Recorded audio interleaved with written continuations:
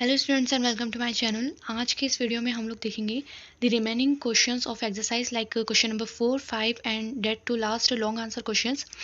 अगर आप लोगों ने मेरे प्रीवियस लेक्चर्स देखे होंगे तो आप लोगों को पता होगा कि मैंने जितने भी फिशरी के लेसन्स हैं लाइक पार्ट 1 के पार्ट 2 के सभी लेसन्स को अच्छे से वन शॉट लेक्चर्स में एक्सप्लेन किया हुआ है एंड उनके जितनी भी एक्सरसाइज के क्वेश्चन आंसर्स है उनको आप प्रोवाइड किया है एंड उसको अच्छे से एक्सप्लेन भी किया है। बट हमने एक्सरसाइज के अंदर जो क्वेश्चन नंबर 4 है शॉर्ट नोट्स के और कुछ लास्ट के जो क्वेश्चन है वो नहीं करवाए थे क्योंकि वो जो आंसर्स है वो आपको डायरेक्टली बुक से मिल रहे थे, मतलब टॉपिक्स जो थे। बट कुछ स्टूडेंट से रिक्वेस्ट किया है कि मैं आपको वो जो क्वेश्चन है वो भी करवा के दूँ, वो भी प्रोवाइड करवाऊँ। तो आज के इस लेक्चर में हम लोग वही देखेंगे।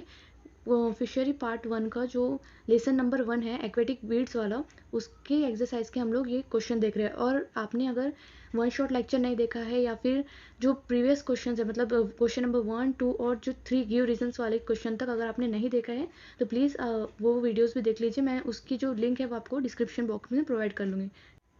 तो सबसे पहले हम लोग देखेंगे क्वेश्चन नंबर 4। क्वेश्चन नंबर 4 जो है वो हमारे शॉर्ट नोट्स है और जितने भी टॉपिक्स आपको यहाँ पर दिए हुए हैं वो सब आपको कवर अप करने हैं। उन सब टॉपिक्स के बारे में आपको एक पेज या भरकर या फिर आप जितना भी एक पैराग्राफ जितना भी टॉपिक का कंटेंट है उतना तो लिखना होता है पेपर में, ठीक है, अगर आप शॉर्ट नोट्स के क्वेश्चन के आंसर लिख रहे हैं तो सबसे पहले हम लोग देखेंगे एयर इम्बोलिज्म। एयर इम्बोलिज्म क्या है?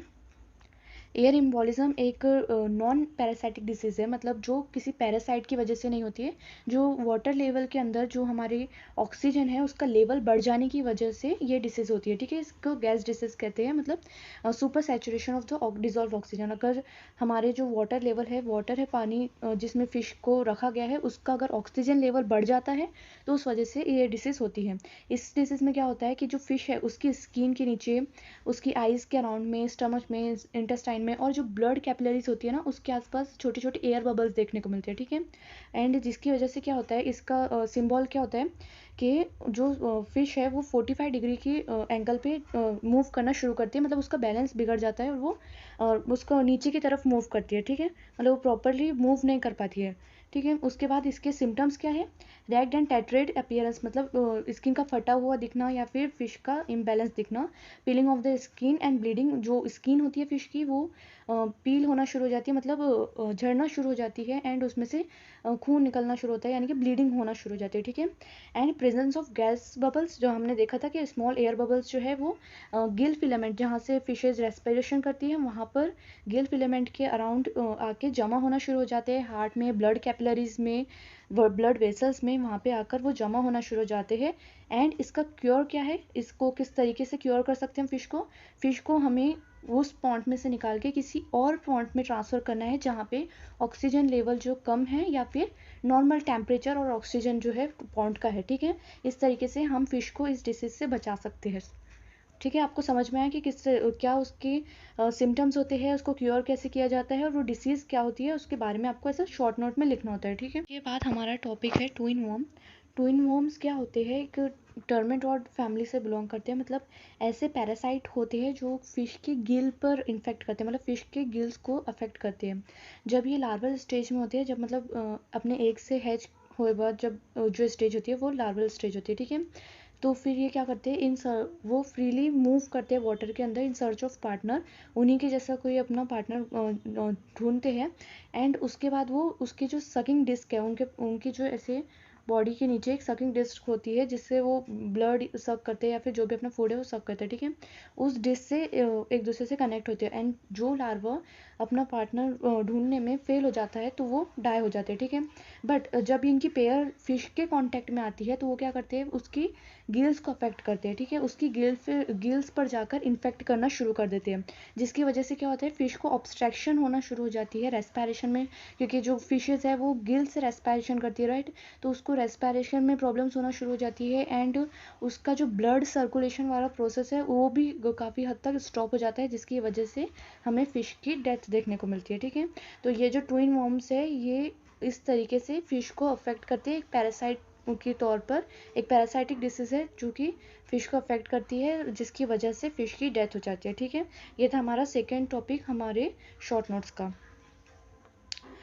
उसके बाद इसके कुछ सिम्टम्स दिए गए हैं, जैसे कि swelling of the Gill lamella, Gill जो लैमेला होता है हमारे फिश का, उसके ऊपर स्वेलिंग्स दिखाई देना, और गिल्स का फटना, यानी कि फेडिंग ऑफ गिल्स। ठीक है, अब इसका ट्रीटमेंट क्या है? जो parasite can be removed by treating the infected fish with a very dilute solution of the methylene blue और पिक्रिक एसिड। देखो, एक तो उसको वहाँ से हटा दिया जाए, पॉन्ड में से निकाल के उसे किस सॉल्यूशन में डालना होता है? मिथिलीन ब्लू और पिक्रिक एसिड का एक सॉल्यूशन होता है, उसके अंदर अगर हम फिश को डाल देंगे तो उस वजह से जो इन्फेक्टेड एरिया है उस फिश का, उसको रिकवर किया जा सकता है एंड उस पैरासाइट को हटाया जा सकता है, फिर मार दिया जा सकता है। ठीक है, तो ये उसका ट्रीटमेंट है।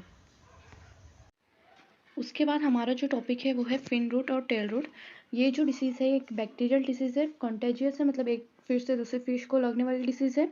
एंड इस डिसीज़ की वजह से जो फिशेस है उसके अंदर एक बहुत ज़्यादा डैमेज देखने को मिलता है। ठीक है, ये जो फिश है इसमें क्या होता है कि ये यंग फिशेस को और अडल्ट फिशेस को, दोनों फिशेस को इन्फेक्ट करती है। ठीक है, एंड इस डिसीज़ में क्या होता है कि जो फिन होते हैं, फिश के जो फिन्स होते हैं, टेल होती है, वो टूटना शुरू हो जाते हैं। ठीक है, वो उसको डैमेज होना शुरू हो जाता है। ठीक है, during the early stage of the infection distinct white line appear along the margin of the fins. जैसे फिश है तो उसकी जो फिन्स है उसकी मार्जिन के ऊपर आपको यहाँ पे व्हाइट लाइंस देखने को मिलती है जब ये फिश जो है इस डिसीज की वजह से इन्फेक्ट होती है। ठीक है, एंड फिर ये क्या होता है कि जो मार्जिन पे जो लाइंस है, व्हाइट लाइंस, वो आगे बढ़ते बढ़ते फिश की जो बेस लाइन है, ये जो फिश की जो बेस लाइन है वहां तक पहुंच जाती है, जिसकी वजह से जो पूरा फिन है वो टूट के गिरना शुरू हो जाता है फिश का। ठीक है, एंड बाद में क्या करती है, ये जो हमारे कॉन्ट्रेक्टियस जो टिश्यूज होते हैं बॉडी के अंदर, फिश के जो बॉडी के अंदर होते हैं, उसको भी डैमेज करना शुरू करती है। ठीक है, ये डिसीज की वजह से। उसके बाद क्या होता है कि इसके सिम्टम्स क्या है? Appearance of the white line along the margin of the fins. जैसे हमने देखा कि एक व्हाइट लाइन दिखाई देती है मार्जिन के ऊपर, एंड उसके बाद क्या होता है कि जो फिन्स होते हैं वो पूरी तरीके से फट जाते हैं, टूट जाते हैं। ठीक है, फिन्स जो होते हैं टॉन हो जाते हैं। उसके बाद इसका ट्रीटमेंट क्या है? इसका ट्रीटमेंट ये है कि हम उस फिश को कॉपर सल्फेट के सॉल्यूशन में रखें 2 मिनट के लिए, सिर्फ 2 मिनट के लिए, और ये प्रोसेस हमें कितने दिन रिपीट करनी है? 2 से 3 दिन के लिए रिपीट करनी है।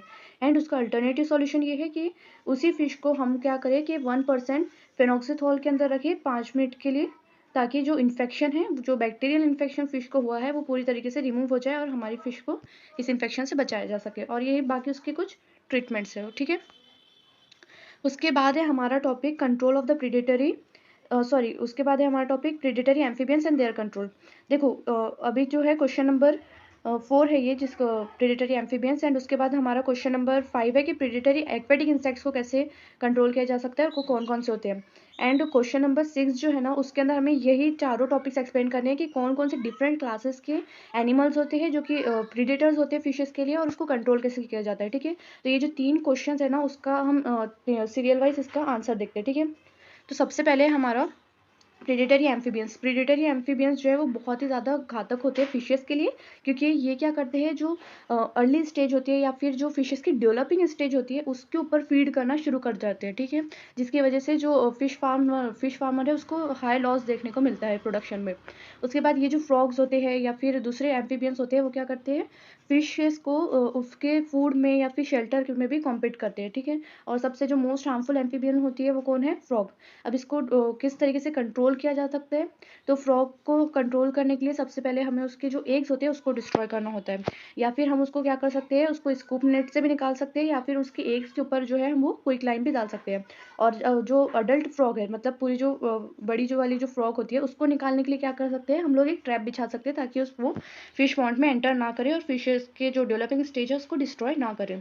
उसके बाद है predatory reptiles and their control. अब रेप्टाइल्स में मेनली कौन कौन आता है? जैसे कि स्नेक और क्रोकोडाइल्स, ये क्या आते हैं? रेप्टाइल्स में आते हैं, जो कि developing stage as well as the adult carps को भी कैप्चर करते हैं, उनके ऊपर फीड करते हैं। ठीक है, अभी इसको रिमूव कैसे किया जाता है? तो सबसे अच्छा जो मेथड है वो क्या है? नेटिंग के जरिए इसको रिमूव किया जाए।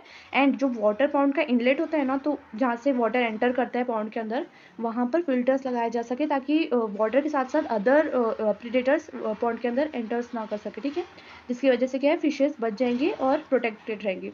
उसके बाद आते हैं प्रीडेटरी बर्ड्स। तो बर्ड्स में मेनली कौन कौन से बर्ड्स जो है प्रीडेटर्स होते हैं फिशेस के? एक होता है किंग फिशर, दूसरा होता है हेरॉन। ये जो कुछ बर्ड्स होते हैं जो क्या करते हैं, वाटर की पॉन्ड के ऊपर भी फ्लाई करते हैं, और एक दिन के अंदर अराउंड 10 to 12 फिशेस के ऊपर फीड करते हैं, मतलब उनको कैप्चर करते हैं, ठीक है। और क्योंकि इस इतना ज़्यादा अमाउंट में ये लोग कैप्चर कर रहे हैं, इस वजह से बहुत ज़्यादा लॉस होता है फिशरमैन को। तो फिर इनका कंट्रोल करने का ये मेथड है कि एक तो जो शूट गन होती है जिसकी वजह से बर्ड्स को मारा जाता है, वैसे शूट गन से मारा जाए इफ़ ऑथराइज्ड, अगर ऑथराइज्ड है। बट उसका अल्टरनेटिव एक ऑप्शन ये है कि ट्रैप बिछाया जाए। जैसे आपका जो पॉन्ड है, पॉन्ड के अंदर कुछ आप लोगों ने देखा होगा कि बाम्बू के जो वो लगे हुए होते हैं, ठीक है, कुछ बाम्बूस लगे हुए होते हैं पोल लाइक, एंड वहाँ से उसके ऊपर एक नेट बिछाई जाती है ताकि जो बर्ड्स है वो हमारी जो फिश स्टॉक की हुई फिशेज है उसको हार्म ना पहुँचाए या फिर उसको फीड ना करे, ठीक है। उसके बाद आता है हमारा predatory aquatic insects and their control. तो प्रीडेटरी एक्वेटिक इंसेक्ट्स जो होते हैं वो पॉन्ड के अंदर ही होती है, पॉन्ड के अंदर भी अपने आप को मल्टीप्लाई करते रहते हैं और फिशेस को नुकसान भी पहुंचाते हैं। जैसे यहाँ पे कुछ आपको प्रीडेटरी एक्वेटिक इंसेक्ट्स के नाम दिए गए हैं, like back swimmer, dragon fly, and ये सब जो है वो प्रीडेटरी एक्वेटिक इंसेक्ट्स के नाम है, ठीक है। उसके बाद ये क्या करते हैं, they consume the spawn and the fry of the carbs. जो स्पॉन और फ्राई स्टेज होते हैं, मतलब जो अर्ली स्टेजेस होती है हमारी फिशेस की, उसको कैप्चर करते हैं, उसको कंज्यूम करते हैं। सो इसलिए उनका प्रॉपर टाइम के ऊपर कंट्रोल करना बहुत ज़रूरी होता है। उसके बाद क्या है, these insects are eradicated by using the insect net। जो ये इंसेक्ट्स होते हैं, अब ये बहुत ज़्यादा मात्रा में होते हैं तो इसे इंसेक्ट नेट्स की मदद से निकाला जा सकता है, पर क्योंकि ये बहुत ज़्यादा होते हैं इस वजह से ये एक सेटिस्फैक्ट्री रिजल्ट नहीं देते हैं।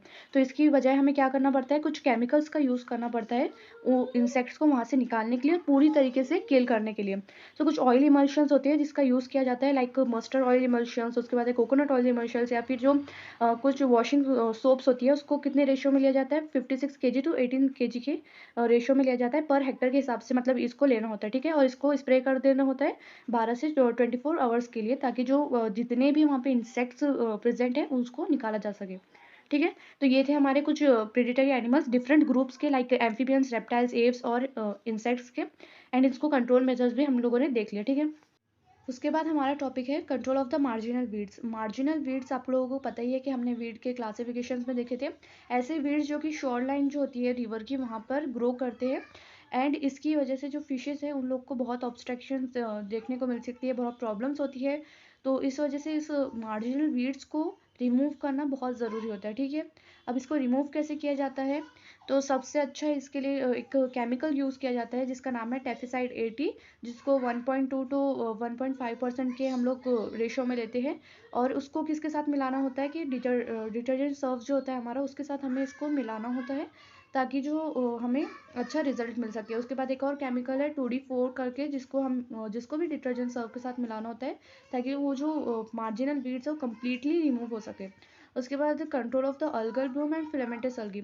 तो जो अल्गल ब्लूम आपको देखने को मिलती है मार्जिन की शोर लाइन पे, जो ग्रीनरी देखने को मिलती है, उसको कैसे कंट्रोल किया जाता है, उसको हम कंट्रोल कर सकते हैं केमिकल से, यानी कि कॉपर सल्फेट से।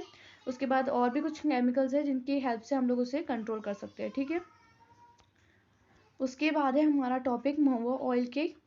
सो ये जो है महुआ ऑयल केक, इसमें क्या होता है कि जो प्रीडेटरी फिशेज होती है, लाइक जो फिशेज एक्सीडेंटली हमारे जो स्टॉक फिशेज है वो उनके साथ मिल जाती है, इंट्रोड्यूस हो जाती है, और ये क्या करती है, ये जो फिशेज होती है वो जो हमारी स्टॉक फिशेज है उनको फीड करना शुरू करती है, ठीक है।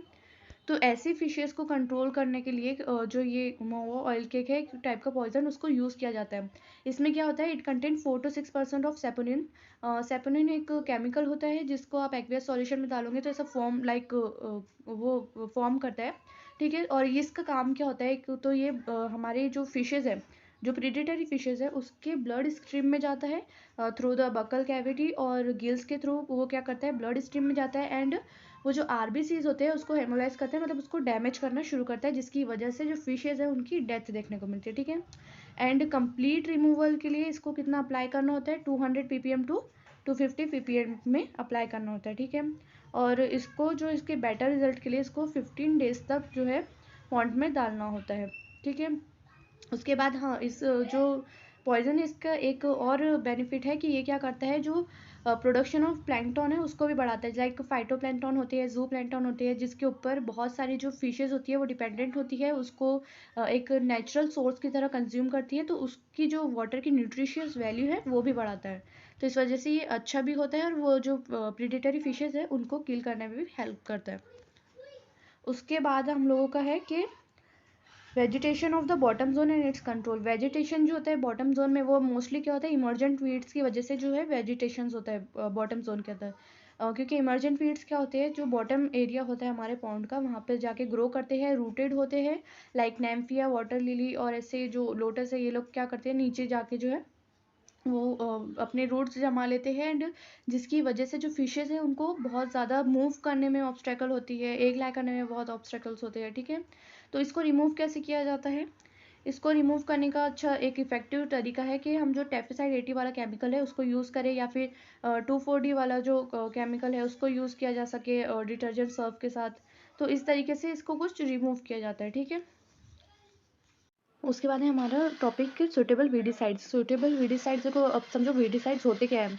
तो वीडिसाइड्स ऐसे केमिकल्स होते हैं जिनकी वजह से, जिनकी मदद से हम लोग जो एक्वेटिक वीड्स है उनको रिमूव कर सकते हैं, ठीक है। और इसी को हार्बिसाइड्स भी कहा जाता है।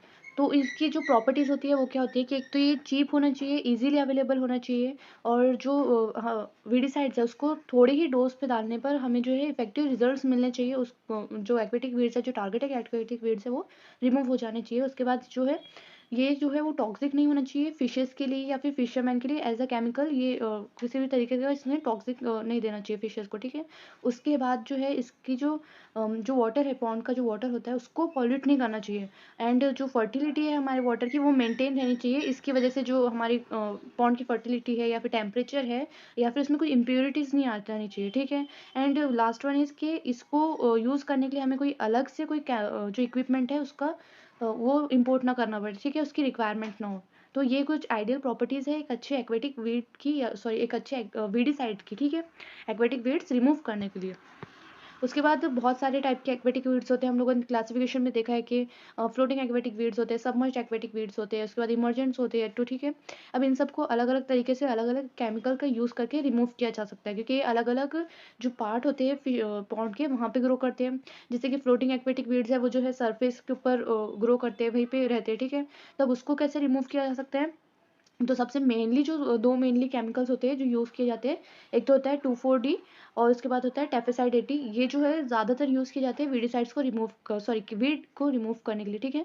उसके बाद फ्लोटिंग वीड्स को रिमूव करने के लिए सैमेजिन या फिर सोडियम आर्सेनेट इसका भी यूज़ किया जा सकता है। उसके बाद जो हमारा 2,4-D है या फिर टेफेसाइड 80 उसको ज़्यादातर जो है हम किसके साथ यूज़ करते हैं, डिटर्जेंट सर्फ के साथ यूज़ करते हैं एक प्रॉपर प्रोपोर्शन में, ताकि जो वीड्स है वो कम्प्लीटली रिमूव हो जाए। एंड हाँ, जो आपका शॉर्ट नोट्स होते हैं उसके अंदर ना आपको बहुत सारे टॉपिक्स दिए जाते हैं, मतलब बहुत सारे, मतलब 6 या 7 टॉपिक्स आपको दिए जाते हैं। उसमें से आपको ऑप्शन होता है कि आप कोई 5 या कोई 5 आपको जो भी अच्छे से आते हैं वो करो। सो उन्हीं टॉपिक्स को आपको चूज़ करना है जिसके ऊपर आप ज़्यादा से ज़्यादा कंटेंट लिख सकते हो, ठीक है। ऐसा नहीं कि आपको इस टॉपिक के बारे में थोड़ी बहुत नॉलेज है, आपने उतना ही लिख लिया। ऐसे कोई भी 5 टॉपिक्स यूज़ करो, ज़्यादा ऑप्शन के पीछे जाने की ज़रूरत नहीं है, जो आपको नेसेसरीली आते हैं बस उन्हीं टॉपिक्स को अच्छे से लिख कर आना है, ठीक है। उसके बाद क्या होता है कि हमारे जो कंट्रोल ऑफ इमर्जेंट वीड, हमने अभी देखा है कि कंट्रोल ऑफ इमर्जेंट वीड्स को कैसे कंट्रोल किया जा सकता है। जो टेफिसाइड 80 है उसके बाद उसको डिटर्जेंट सर्फ के साथ यूज़ किया जाता है, टू 0.25% की रेट में उसको यूज़ किया जाता है, ताकि जो इमर्जेंट वीड्स है उसको रिमूव किया जा सके, ठीक है। उसके बाद सबमर्ज वीड्स होते हैं लाइक हाइड्रिला, वेलिसनेरिया, इन सबको हटाने के लिए, इन सबको इरेडिकेट करने के लिए हम लोगों को कुछ केमिकल्स यूज़ करने होते हैं, क्योंकि इसमें क्या होता है कि ये वीड्स को हाथ से निकालना बहुत कॉस्टली हो सकता है, और उसके बाद ये बहुत ही हार्ड वर्किंग मेथड है। उससे अच्छा है कि हम लोग कोई केमिकल्स यूज़ करें इन सबको निकालने के लिए। तो कौन कौन से केमिकल्स यूज़ होते हैं? Copper sulphate in combination with ammonium, इसको यूज़ किया जाता है ताकि जो इमर्जेंट वीड है उसको हम अच्छे से रिमूव कर सकें। उसके बाद और भी केमिकल है लाइक सोडियम आर्सेनेट, उसको भी यूज़ किया जा सकता है 5 to 6 ppm की रेट में, ताकि जो इफेक्टिव कंट्रोल उसका हमें मिल सके, ठीक है। उसके बाद है control of the marginal weeds. अभी हम लोगों ने देखा कि मार्जिनल वीड्स जो है उसको कैसे कंट्रोल किया जा सकता है। 1.2 to 1.5% के रेट में हम लोग टेफिसाइड 80 को डिटर्जेंट सर्फ के साथ यूज़ करते हैं ताकि वो कम्प्लीटली रिमूव हो सके। उसके बाद अल्गल ब्लूम्स को कैसे रिमूव किया जा सकता है, तो अल्गल ब्लूम्स को हम लोग रिमूव करते हैं कॉपर सल्फेट की हेल्प से, ठीक है। ये कुछ हमारे मेथड्स है, केमिकल मेथड्स है, जिसकी वजह से हम लोग जो है वीड्स जो एक्वेटिक वीड्स है उसको रिमूव कर सकते हैं, और इन केमिकल्स को क्या कहते हैं, हार्बिसाइड्स या फिर वीडिसाइड्स, ठीक है। उसके बाद है बायोलॉजिकल मेथड। अब यही जो हमारी वीड्स एक्वेटिक वीड्स है उसको कंट्रोल करने के लिए एक तो आता है मैकेनिकल मेथड, दूसरा होता है केमिकल मेथड और तीसरा होता है बायोलॉजिकल मेथड। तो हमने अभी देखा कि केमिकल मेथड के बारे में, अब हम लोग देखेंगे बायोलॉजिकल मेथड के बारे में, ठीक है। और ये हमारा लास्ट टॉपिक है शॉर्ट नोट्स का। सो बायोलॉजिकल मेथड्स में क्या होता है कि कुछ बायो एजेंट्स होते हैं। अब ये बायो एजेंट्स कौन होते हैं पता है, ये फिशेज ही होती है, like grass carp, common carps, उसके बाद सिल्वर कार्प्स, ये कुछ फिशेज होती है जो क्या करती है, ये जो एक्वेटिक वीड्स होते हैं, मेनली जो फाइटोप्लैंक्टन होते हैं या फिर जो दूसरे एक्वेटिक वीड्स है उसको खाना शुरू करती है, ठीक है, उसके ऊपर फीड करती है, क्योंकि ये अपना जो वीड्स है उसको क्या करती है, एक अपना फूड सोर्स समझती है, एक नेचुरल फूड सोर्स समझती है। हमने एडवांटेजेस जो होती है एक्वेटिक वीड्स के उसमें भी देखा है कि जो एक्वेटिक वीड्स होते हैं वो बहुत सारी फिशेस का फूड होते हैं, और एक्वेटिक तो वीड्स जो है वो पॉन्ड में होना वो ज़रूरी भी है थोड़े बहुत मात्रा में, ठीक है। सो जो बायो एजेंट्स होते हैं ये क्या हेल्प करते हैं, अगर जहाँ पे हमें एक्वेटिक वीड्स नहीं चाहिए तो हम क्या करते हैं, ऐसे पॉन्ड के अंदर कुछ फिशेस को इंट्रोड्यूस करते हैं जो एक्वेटिक वीड के ऊपर फीड करती है, ठीक है, जिसकी वजह से हमें बहुत अच्छी तरीके से जो इरेडिकेशन होता है एक्वेटिक वीड का वो बहुत अच्छी मेथड से हो जाता है, उसके ऊपर से कोई हार्म भी नहीं होता है उसके, और फिशेस को अपना नेचुरल फूड भी मिल जाता है, जिसकी वजह से हम उन फिशेस को ऊपर का आर्टिफिशियल फूड भी प्रोवाइड नहीं करना होता है, ठीक है। इस टाइप से जो है बायोलॉजिकल मेथड होती है फिश जो एक्वेटिक वीड्स है उसको निकालने के लिए, और बायोलॉजिकल मेथड्स में बायोजेंट्स का यूज़ किया जाता है जो कि फिशेज ही होती है, ठीक है, ग्रास कार्प्स, कॉमन कार्प, इस टाइप की। उसके बाद है हमारा क्वेश्चन नंबर 5। क्वेश्चन नंबर 5 के जो क्वेश्चन है मैं आपको पीडीएफ में, जो डिस्क्रिप्शन बॉक्स है उसके पीडीएफ में आपको प्रोवाइड करवा दूंगी, पूरा जितने भी क्वेश्चन के आंसर है सब कुछ प्रोवाइड करवाऊंगी, ठीक है। और जो क्वेश्चन नंबर 5 है उसको आंसर अब हम लोग नहीं देखेंगे क्योंकि वीडियो जो है बहुत लेंथी हो जाएगा, तो मैं आपको बता देती हूँ कि जोन वाइज क्लासिफिकेशन में क्या होता है, बॉटम जोन होता है, सर्फेस जोन होता है, मिडल जोन होता है, ऐसे 3 जोन होते हैं, उसके हिसाब से हम लोग जो है वाटर बॉडी को क्लासीफाई करते हैं। उसके बाद मैकेनिकल एंड मैनुअल कंट्रोल में भी आप लोगों को दिख जाएगा कि किस तरीके से जो एक्वेटिक वीड्स है उसको निकाला जाता है मशीनरीज की हेल्प से, मैनुअल यानी कि जो फार्मर्स होते हैं खुद ही इरेडिकेट करते हैं एक्वेटिक वीड्स को। उसके बाद है यहाँ पर जो क्वेश्चन है यहाँ पे होना चाहिए था advantages of fish culturing weeds in moderate range, क्योंकि जो एक्वेटिक वीड्स के बारे में हम लोग पढ़ रहे हैं तो ये एक्वेटिक वीड्स पॉन्ड के अंदर एक मॉडरेट रेंज में होना बहुत ज़रूरी भी होता है, क्योंकि मैंने अभी आपको बायोलॉजिकल कंट्रोल में बताया कि जो कुछ फिशेज होती है उसका तो खाना ही होता है एक्वेटिक वीड्स के ऊपर, ठीक है, तो उसका होना भी ज़रूरी है। तो इसमें क्या लिखेंगे आप लोग, एडवांटेजेस ऑफ एक्वेटिक वीड्स के बारे में लिखेंगे, ठीक है। उसके बाद डायग्राम ऑफ हाइड्रेलिया, डायग्राम की भी स्पेलिंग थोड़ी रॉन्ग है यहाँ पे, जो हाइड्रेलिया है उसकी डायग्राम, एक्वेटिक वीड्स है ना हाइड्रेलिया, उसकी डायग्राम आपको ड्रॉ करनी है। उसके बाद है अल्गल ब्लूम्स। अल्गल ब्लूम्स क्या होते हैं, बहुत छोटे छोटे फाइटोप्लैंक्टन्स होते हैं, यानी कि प्लांट्स, बहुत माइक्रो प्लांट्स होते हैं जो कि वाटर बॉडी में प्रेजेंट होते हैं, ठीक है। उसके बाद है क्वेश्चन नंबर 6। यहाँ पे पैरासाइट नहीं होना चाहिए था, यहाँ पे होना चाहिए था प्रीडेटर्स। तो डिफरेंट एनिमल ग्रुप के हमने अभी देखा था, मैंने आपको जब बताया था कि प्रीडेटरी एम्फीबियंस होते हैं, प्रीडेटरी रेप्टाइल्स होते हैं, उसके बाद होते हैं प्रीडेटरी हमारे बर्ड्स होते हैं और एक्वेटिक इंसेक्ट्स होते हैं। ये 4 ग्रुप्स होते हैं एनिमल्स के जो कि फिश के ऊपर फीड करते हैं, और वो प्रीडेटर्स होते हैं फिश के, ठीक है। और उसको कंट्रोल मेथड्स पे हम लोगों ने देखा था कि किस तरीके से उसको रिमूव किया जाता है। उसके बाद है क्वेश्चन नंबर 7। क्वेश्चन नंबर 7 में हमें बताया गया है कि हमें बताना है कि बैक्टीरियल डिसीजेस कौन सी होती है, उसके सिम्टम्स क्या होते हैं, उसके ट्रीटमेंट्स क्या होते हैं।